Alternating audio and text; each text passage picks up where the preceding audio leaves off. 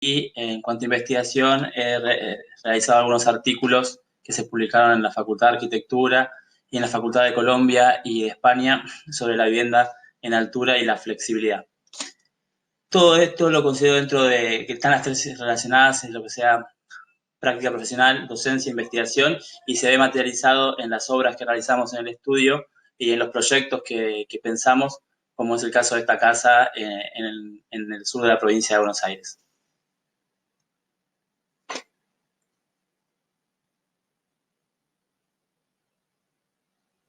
Oh, perdón, pero bueno, Internet anda un poco lento y por otro lado es la primera vez que doy una charla de este tipo online. Si bien he dado varias charlas, es la primera vez que hago así. Bueno, la idea, como les comentaba, es hablar de la vivienda flexible en altura y vamos a tomar el caso del edificio de Wenceslao del Tata, o bien también conocido como Espacio Mediterráneo, que hemos proyectado y diseñado para la desarrolladora y constructora de espacios. Ahí trabajamos acerca de la flexibilidad en la arquitectura y cómo lograr una arquitectura que pueda adaptarse a las distintas formas de habitar, a las distintas costumbres sociales y también a los distintos tipos familiares que hay hoy en día, así como a las prácticas individuales, ¿no? Pensemos que hoy en día el tema del habitar se ha transformado por diversos motivos, incluso incorporando el trabajo en lo que es la vivienda. Y hoy, por ejemplo, con la situación en la que estamos, más que nunca, mucha gente está trabajando desde sus casas y a veces cuentan o no con un espacio para poder realizarlo. Cuando se nos planteó desde la desarrolladora la posibilidad de hacer este edificio, que como su nombre lo indica, se llama Espacio Mediterráneo, la primera cuestión que nos vino era qué implicaba esto de lo mediterráneo y cómo podía hacerse un edificio contemporáneo y de lenguaje, con una estética contemporánea y un lenguaje actual que remitiera a la idea de lo mediterráneo. Entonces, una de las primeras ideas que tuvimos fue buscar en la arquitectura mediterránea de Italia y Grecia, ver cuáles eran las características de esa arquitectura que nos podría ayudar a inspirarnos para desarrollar un edificio cuyo lenguaje sea contemporáneo y actual. Sin explayarnos demasiado, bueno, como pueden ver estas imágenes, hay una arquitectura de volúmenes puros, de líneas simples, donde predominan los colores claros, fundamentalmente el blanco, pero también el azul del mar y el azul de algunas paredes o techos que han sido pintados con ese color. Y por otro lado también hay una relación entre las masas construidas, los volúmenes y entre sus llenos y sus vacíos, que generan como cierta idea de aleatoriedad o de estar como descontracturado, ¿no? Una cierta cantidad de volúmenes superpuestos que en definitiva son construcciones que se fueron haciendo a lo largo del tiempo y hoy dan esa idea de aleatorio. Bueno, nosotros, frente a esto, pensamos en una arquitectura de volúmenes simples, un volumen simple, pero que en su interioridad, poseyera esta posibilidad de presentar cierta aleatoriedad, cierto movimiento, y también trabajamos con una masa muraria, ¿no? Una arquitectura de mampostería y de revoques blancos.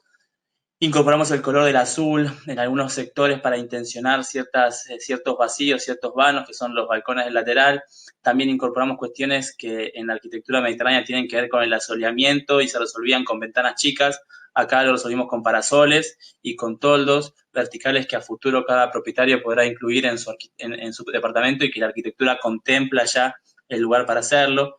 Y todo este lenguaje de llenos y vacíos, de cierta aleatoriedad y de movimiento, se traducen no solo en las fachadas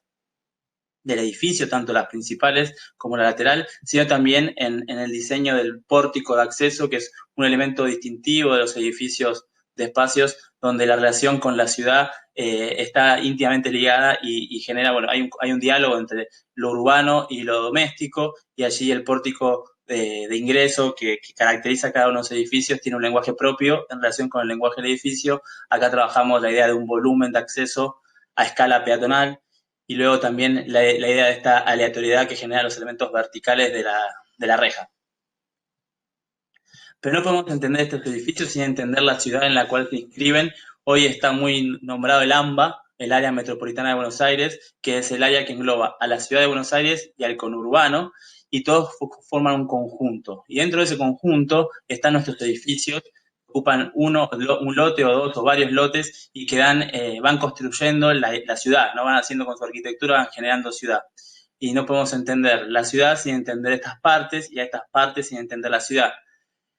En ese sentido, no quiero dejar de hacer mención a dos nociones básicas de cómo crece la ciudad. La ciudad de Buenos Aires crece por extensión en el territorio y la mancha urbana va creciendo, creciendo, creciendo y va tomando cada vez más terrenos productivos y los convierte en ciudades, en barrios cerrados, en distintos tipos de ciudad. Y por densificación, que significa que tipologías que entran en desuso o que cambian de uso o que el mercado por la presión inmobiliaria necesita empezar a construir, generan tipologías de mayor densidad, o sea, construyen en altura. En lo personal, considero que la tendencia de la ciudad sería crecer densificándose, permitiendo poder construir edificios de mayor altura que permitan aprovechar las infraestructuras existentes de la ciudad, los caminos, los servicios, la seguridad, y no vernos obligados a generar kilómetros y kilómetros de más caminos y de más infraestructuras que en definitiva dejan de ser sustentables porque también ocupamos terreno productivo. Y en esa ciudad y en esos edificios viven gente, que es para la que fundamentalmente diseñamos y proyectamos nuestros edificios. Nosotros entendemos a la arquitectura no como un modo de hacer, sino como un modo de conocimiento que a partir del cual nos permite transformar la realidad en la que habitamos y desde ahí generar espacios más amables y más amigables para los usuarios, para las personas que en ellos viven. Y en estos nuevos modos de habitar contemporáneos, que son muchos y variados, tenemos distintos tipos de unidades familiares o formas de agrupamiento familiar, desde personas que viven solas, familias monoparentales, que son un padre con un padre o madre con hijos, familias, la familia tipo, que es una familia nuclear con o sin hijos, 2, 3 hijos, familias ensambladas, y así podemos nombrar un sinnúmero de formas de agrupamiento familiar que Sarkis, en un trabajo en la Facultad de Arquitectura y Urbanismo, definió como unas 21 formas de agrupamiento, de unidades familiares, de unidades de convivencia familiar, ¿no? Y cada uno a su vez tiene como distintas maneras de esperar vivir y de querer vivir, o sea, distintas formas que a partir de sus prácticas individuales. Por todo eso es que planteamos la necesidad, bueno, acá hay un catálogo, ¿no? de las distintas actividades que genera, tanto hay una familia unipersonal, monoparental, y cómo pueden ser las actividades de dormir, de comer, de estudiar, de trabajar, de ver tele, de recreación, ¿no? Todas esas pueden ser catalogadas y van definiendo distintos territorios dentro de las unidades que tienen que dar lugar a las nuevas actividades. Por ejemplo, hay algunos cambios sociales y culturales que van transformando la arquitectura, pero también cuestiones tecnológicas, como pudo haber sido en su momento la computadora, que pasó a ocupar un lugar importante en la casa, como el escritorio, y el living empezó a perder importancia y jerarquía en la casa, al punto tal que hoy en día, con el avance de la tecnología de las computadoras y las notebooks y los dispositivos celulares, podemos hoy trabajar en nuestras cocinas o en el living o viendo una tele o en el dormitorio y entonces ya se empiezan a resignificar ciertos espacios. Por todo eso es que planteamos que la arquitectura tiene que ser flexible y en ese sentido quería mostrarles este primer edificio que hicimos en el 2012, anterior al edificio de Tata, de Mediterráneo, donde ya planteamos algunos esquemas, algunas ideas y algunos conceptos que nos permiten trabajar acerca de la flexibilidad. El primero y el fundamental es la presencia de una estructura simple que está ordenada a partir de una grilla modulada que no genera espacios diferentes, sino que genera espacios por lo general polivalentes, que son iguales, y que permiten organizar los espacios de vivir en torno al perímetro para generar espacios de ventilación e iluminación. Lo otro es un trabajo sobre la fachada la consideramos como un elemento independiente de la estructura, pero además como una interfase entre el interior y el exterior, y además de resolver situaciones de aislamiento térmico, de asoleamiento, de ventilación e iluminación, la fachada entendida como un dispositivo tridimensional donde los balcones forman parte de ella, permiten generar la relación entre el interior y el exterior de las unidades, ¿no? Balcones amplios y generosos que permiten tener un living o una parrilla. Ahora sí, volviendo ya al edificio de Tata, donde podemos ver Estas estrategias de proyecto y de diseño que en un principio estaban esbozadas tímidamente en el edificio de Quesada, acá ya a partir de una necesidad propia del desarrollador y una búsqueda propia mía como arquitecto, donde planteamos la posibilidad de generar una arquitectura que sea flexible. Flexible para poder asumir cambios en la arquitectura que acompañen, por ejemplo, el proceso de comercialización y de construcción. La desarrolladora, por su forma de comercializar las unidades, a medida que van surgiendo requerimientos de unidades más grandes, adapta ciertas arquitecturas a esos pedidos. Y muchas veces eso no es posible si la arquitectura no está pensada para poder asumir el cambio. En esta planta tipo, en la cual las unidades son pequeñas unidades de monoambientes o de dos ambientes, que fue como se pensó el edificio de una manera inicial, luego esto fue cambiando y pudo asumir distintas otras tipologías de mayor cantidad de dormitorios. El secreto o las premisas de diseño o las estrategias de proyecto que guiaron el proyecto, la primera, como ya dije, es la grilla regular de 3x3 que organizó la planta. Pero después tenemos otras estrategias o otras decisiones de proyecto que acompañaron a esta idea de flexibilidad. ¿Qué es? La del núcleo vertical, ubicado en una posición central o una posición estratégica que permita liberar el resto de la planta para que se puedan disponer los ambientes de forma más libre.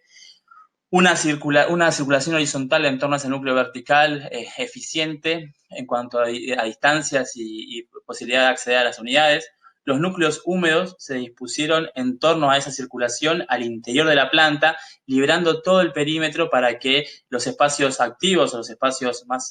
espacios de primera categoría, dormitorios, livings, pudieran disponerse en ese perímetro y poder ventilar e iluminar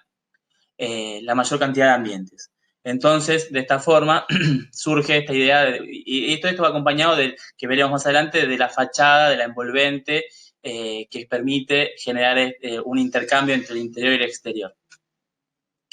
Viendo las unidades, como podrán ver, hay unidades de todo tipo. Hay unidades chiquitas y unidades más grandes. Unidades de un dormitorio o de dos dormitorios y unidades de un monoambiente que pueden subdividirse en dormitorio y sector de comer a partir de un mueble.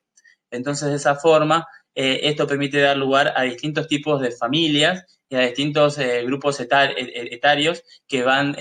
apropiándose del edificio, con lo cual genera una diversidad aún mucho más rica. Otra de las premisas de diseño fue incorporar núcleos,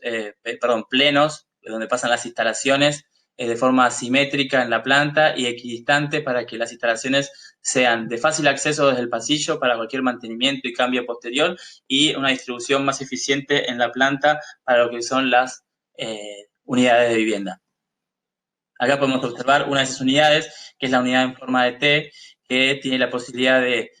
ingresando por este sector, se encuentra el baño, ¿sí? Luego una pequeña cocina que está en relación con el comedor, y el comedor a partir de un apareo, en este caso, o de un mueble, si el usuario así lo quisiese, se arma el dormitorio. Una de las ventajas de este proyecto y de este planteo a partir de esta liberación del perímetro para los espacios principales es que todos los espacios de las unidades dan a un perímetro, ya sea a la calle o al lateral del edificio o al fondo, y pueden ventilar e iluminar directamente cada uno de los ambientes. Acá vemos otra de las unidades, esta que hablaba que tiene la posibilidad de tener un dormitorio más íntimo que da un patio de iluminación y libera el sector de living y el sector de comer en relación con el frente,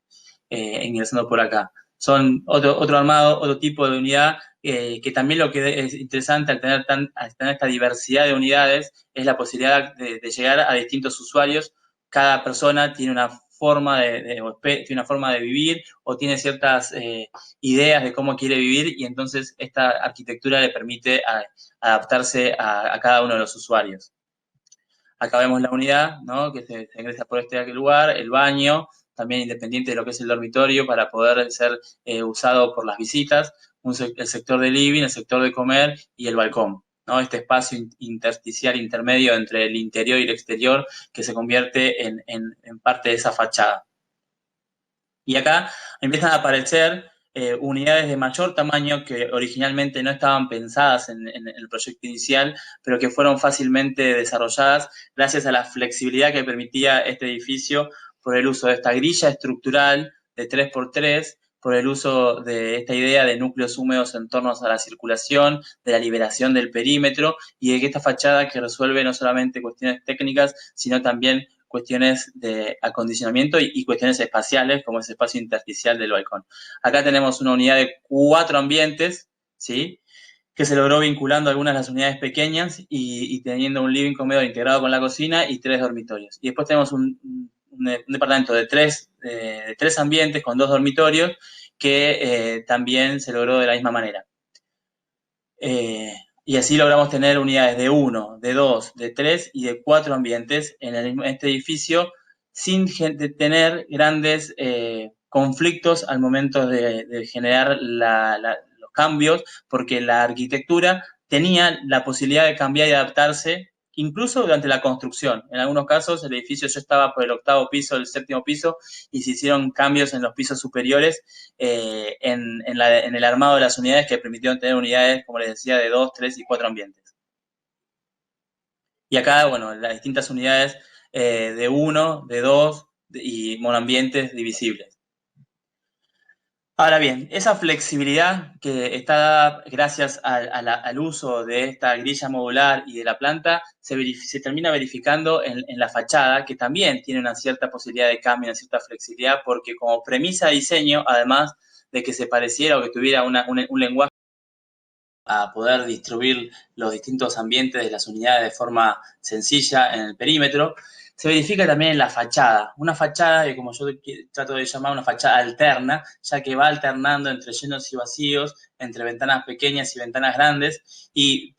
asumió como dato de proyecto y como premisa de diseño la idea de cambio. La fachada se pensó en un momento con la posibilidad de que cambie a lo largo del tiempo, incluso a lo largo del proceso de comercialización y de construcción, como comentamos anteriormente. Entonces fue fácilmente adaptable a cada uno de los requerimientos del comitente a la hora de generar nuevas tipologías de unidades. Y como podrán ver, bueno, ahora cuando veamos las fotos de la obra construida, no difiere en gran parte de la fachada final, la fachada original.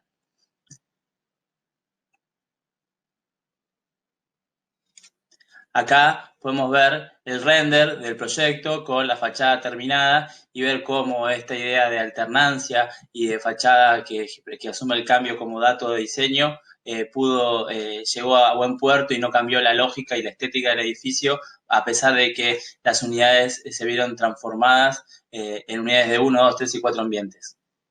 Y en esta otra foto vemos cómo estos balcones, que funcionan como interfase entre el exterior e interior,